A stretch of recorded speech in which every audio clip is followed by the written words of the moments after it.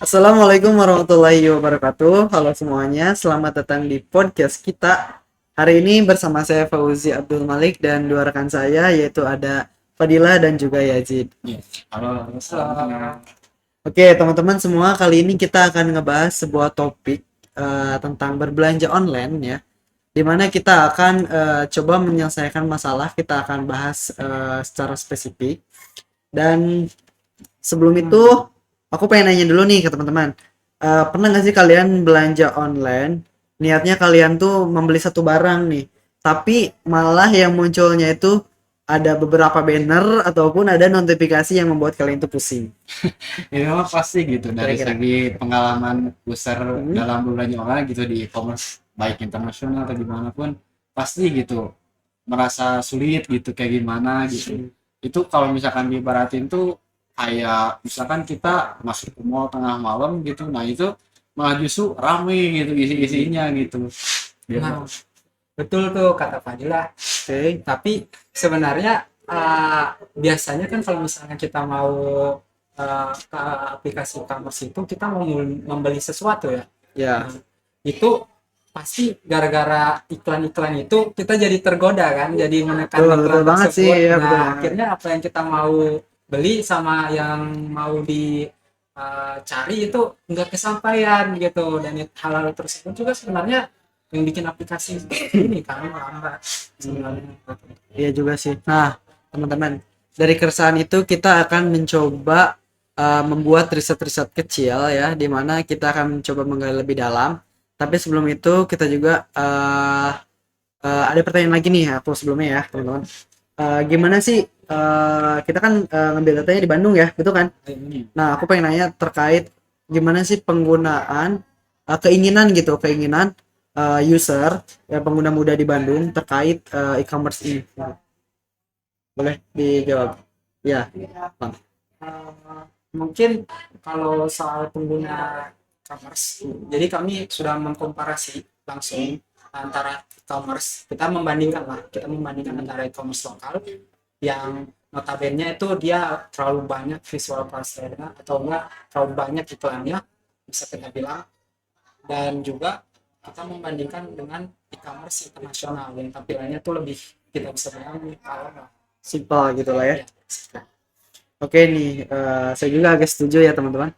Nah, mungkin aku pengen nanya nih buat Bang Fadil nih ya. Boleh dong kita spill-spill gitu terkait data menarik yang udah dikumpulkan gitu Bang Fadil. Ya, kalau dari hasil temuan riset yang kita dapatkan gitu, Oke.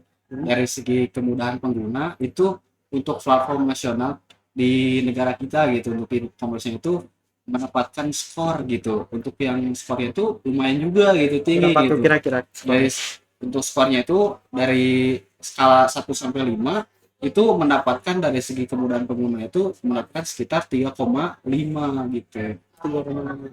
Eh, 3,85 gitu Tiga koma tepatnya. delapan lima. Oke, siap. Nah, Maaf. terus ada kekurangannya nggak atau kelemahannya gitu? Ya, justru di balik ketinggiannya itu ada kelemahannya juga gitu. Dari segi kecepatan pengguna itu justru mereka tuh anjlok gitu. Nilainya tuh ada di skor 3,2 gitu. Itu kelemahannya gitu. Iya, gitu. Jadi si user tuh ngerasa gitu untuk penggunaan aplikasinya tuh ngerasa lemot gitu. Nah, ini Hmm, masalahnya itu bukan soal kecepatan koneksi aja gitu, tapi memang segitunya gitu. Aplikasi e-commerce yang ada di negara kita tuh memang membuat beban kognitif itu lebih berat gitu. Setuju, gak setuju. Orang setuju sama yang di Fadila bilang. Jadi mengenai beban kognitif itu sebenarnya yang membuat aplikasi lemot itu sebenarnya bukan hanya apa ya, bagian-bagian internet, tapi juga di bagian iklan-iklan yang terlalu banyak gitu. Kalau misalnya di e-commerce lokal atau e-commerce yang ada lah di aplikasi ini. Jadi biasanya di e-commerce itu dia menaruh semuanya, semua kayak iklan, terus kategori, terus elemen-elemen lain lah, begitu banyak dan begitu ramai, bisa kita lihat di ya satu juga sih, masuk. bener. Nah itu sebenarnya yang membuat uh, si e-commerce ini tuh kayak lambat. Itu untuk dari e-commerce lokal ya. Tapi kalau misalnya dari e-commerce internasional itu sendiri gimana? Nah, kalau untuk dari segi e-commerce platform internasional itu justru kebalikannya nih. Dari segi kecepatan pengguna itu memang tinggi gitu dari sekitar 3,54.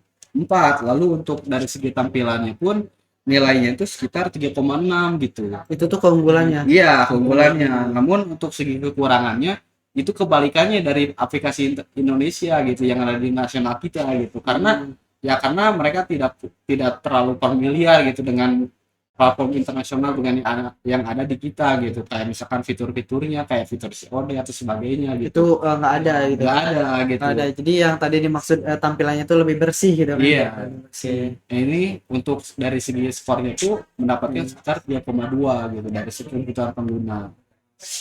Ya, soalnya juga kan data yang kami ambil juga kan berada di Bandung ya, otomatis kan ya kita tahu lah di Bandung tuh atau lebih banyak mayoritasnya orang Indonesia, jadi ya orang Indonesia mau nggak mau ya pakai e-commerce yang lokal. Iya, Nah, kalau betul. e-commerce yang lokal otomatis fitur-fitur yang mereka kenali atau biasa mereka lihat ya seperti aplikasi ini, aplikasi pink atau aplikasi biru atau aplikasi hijau lah gitu Iya, ya. iya. Nah, otomatis kan yang lebih familiar ya e-commerce lokal, bukan e-commerce internasional. Nah, Saya setuju sih.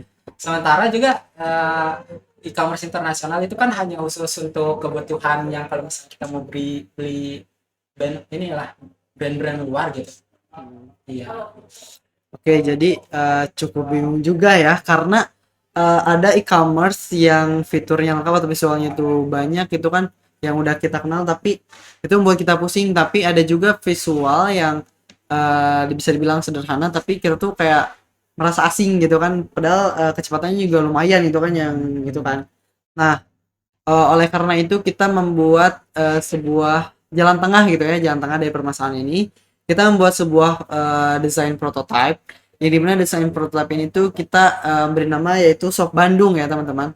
Nah di sebelum itu di sini udah ada leader desainernya gitu ya, Bang Yazid. Boleh dong dijelasin gitu terkait konsepannya. Oke, sebenarnya filosofinya dulu ya. Jadi dari filosofinya ini kami mengambil keep it simple but keep it local. Jadi itu kita mengambil filosofi itu karena kita ingin aplikasi yang sederhana, tetap sederhana dan juga tetap ada lokal-lokalnya gitu, Iya. ada rasa-rasa lokalnya. Iya. Jadi si pengguna yang ada di Bandung ini ya tetap familiar lah sama fitur-fiturnya gitu. Nah, bisa dilihat seperti yang tampil di sini. Ini sebenarnya prototipe yang telah kami buat ataupun yang telah kami buat berdasarkan riset-riset kami lah. Ya dari data-data yang tadi ya ini Ya, teman-teman ya, benar. ada ini ya prototype-nya ya. Oke, boleh jelasin? Oh, di sini sebenarnya kalau bisa dilihat dari tampilan awalnya itu kami membuat sebuah visual cluster. Jadi visual cluster itu apa? Jadi visual cluster itu adalah tempat kami elemen-elemen, semua elemen-elemen dikelompokkan gitu. Jadi biar si elemen-elemen ini tidak terlalu ya jatuhnya Atau tuh rame atau ya, jadi terlalu rame. jadi Terlalu kelompokan biar rapih lah ya, intinya. biar rapi, benar. Seperti di sini kita lihat bahwasannya kami memberikan white space biar agar pengguna fokus dan juga tidak salah tekan gitu ya. Ya salah Nah, klik kita lah ya. ya salah klik. Nah, di sini bagian berandanya kami membuat seperti ini dikarenakan kami ingin pengguna fokus gitu untuk belanja yang dia inginkan, bukan fokus pada iklan-iklan yang ada. Jadi si Ya. pengguna nggak bakalan lupa dengan apa yang mau dibelanjain gitu. Nah, kalau misalnya di aplikasi-aplikasi e-commerce kan biasanya kita lihat, kita buka aplikasi ini langsung ini kan langsung iklan, semua Iya. iklan. Ya akhirnya kita tiba-tiba wah ada promo bagus nih. Iya. Ya, jadi kita Jadi terpikir teralihkan dan lah ya. teralihkan. Nah, di sini kan sebenarnya bagus sih itu promo-promo di situ tampilan awalnya. Ini juga engagement Ya juga buat tempat menarik yang- perhatian ya, juga kan ya. Nah, makanya itu karena itu juga sesuatu yang sangat penting untuk di e-commerce, terutama saat berjualan kan iklan itu sangat penting untuk meningkatkan kualitas produk. Nah, makanya itu kami tetap menyimpan promo-promo itu tapi diklasterkan gitu. Jadi diklasterkan itu maksudnya di mana? Jadi kami membuat sebuah menu khusus untuk promo gitu. Ya. Jadi tidak semua di tampilan halaman pas awal kita login itu ada promo gitu. Jadi yang kalau misalnya dia mau cari promo ini nih promo di Bandung, dia tinggal menekan bagian menu yang ada di sini, ada yang promo Bandung. promo langsung Ya, lah ya. jadi di situ tuh tampilannya tuh kalau misalnya kita lihat itu dia bakalan seperti ini. Nah, dia eh, otomatis ada kayak promo weekly, promo harian ataupun promo sale lah, di sini semuanya ada. Jadi semua promo-promo itu disatuin di satu tempat. Jadi biar pengguna nggak bingung gitu nyari-nyari, ada promo nih, promo hari ini apa ya? Ya udah tinggal lihat di bagian promo gitu. Jadi Oke. ya lebih gampang lah untuk pengguna, nggak sakit mata juga Iya. dan nggak bikin pengguna apa ya hilang arah kalau misalnya mau membeli Mau sesuatu lah. belanja gitu lah ya. Nah, tapi di sisi itu apakah ada nggak fitur-fitur lokal nih yang udah biasa kita pakai itu ada yang dihilangkan atau enggak? Tentu saja. Sebenarnya kami tidak menghilangkan fitur ini, jadi lebih tepatnya kami menggunakan lebih mengaturnya biar strategis gitu. Biar lebih rapi gitu Ya, ya, lebih lebih rapi dan iya tadi strategis. disebutnya kelompokan ya, Ya, mengelompokkan gitu. mengelompokkan. Nah, selain mengelompokkan gitu, aku juga pengen nanya kalau misalnya terkait checkoutnya itu gimana? Checkoutnya sendiri kan biasa, kalau misalnya saat checkout itu kita teralihkan banyak hal, adalah promo, adalah hal-hal lain gitu. Jadi di sini kami membuat checkoutnya tuh dengan step 3 langkah gitu loh. Jadi Oke. setiap stepnya tuh di sini misal alamat, ya udah fokus isi alamat aja. Jadi jangan teralihkan dengan promo-promo lainnya lagi gitu. Kemudian di sini pas pembayaran baru di sini ada pembayarannya juga, pasti menggunakan yang di lokal kan ada COD. Ya, Nah, betul. itu kami tambahkan. Kemudian kalau misalnya sudah selesai memilih pembayaran, ya otomatis langsung ada ringkasannya. Ringkasannya tuh nggak terlalu banyak gambar, soalnya itu akan membuat berat aplikasi kalau misalnya terlalu banyak gambar. Lebih Ya, ke sip. detail detail barang-barangnya aja, tulisan berupa Langsung tulisan ke ya, fokus intinya lah ya, fokus intinya. intinya. Oke, nah dari setelah itu apa kita kan pasti melakukan uji coba dulu kan harusnya kan ya. Nah, dari uji coba itu sendiri gimana nih? Ada gak pembahasannya itu dari uji Iya, coba? jelas banget gitu, sih ada gitu. Karena nggak mungkin kita juga melakukan sebuah riset dalam pembuatan e-commerce ini sendiri, ya pasti harus ada gitu data-data yang kita dapatkan gitu dari Ya, ya. user gitu. Nah, kita menggunakan platform aja gitu untuk penggunaannya agar untuk melihat perilaku user penggunanya ya dalam menggunakannya.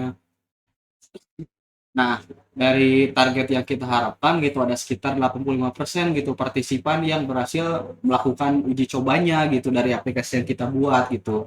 Nah, dari hasil yang kita dapatkan itu untuk dari segi kenyamanan, kemudahan itu menjadi lebih mudah lagi gitu, dipertingkat lagi gitu agar tidak menjadi lebih bingung. Terus dari segi alur pun kecepatan pengguna pun jadi lebih meningkat lagi gitu dari sebelumnya.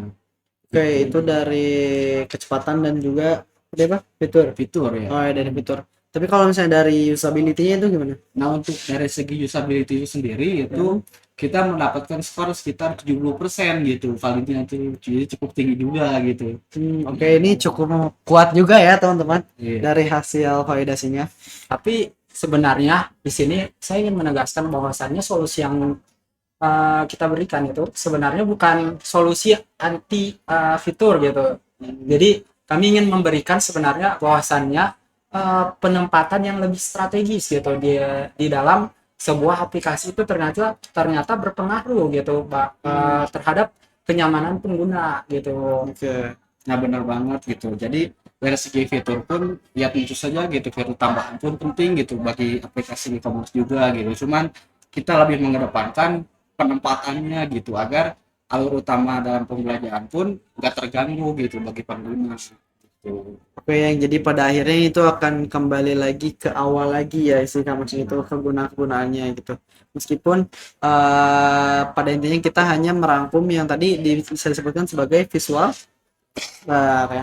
Dan semoga apa ya, riset kecil-kecilan ini tuh bisa bermanfaat buat teman-teman di luar sana yang ingin membuat e-commerce ya.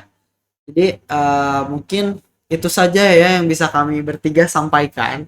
Dan next episode selanjutnya, mohon maaf apabila ada kesalahan kata. Wassalamualaikum warahmatullahi wabarakatuh.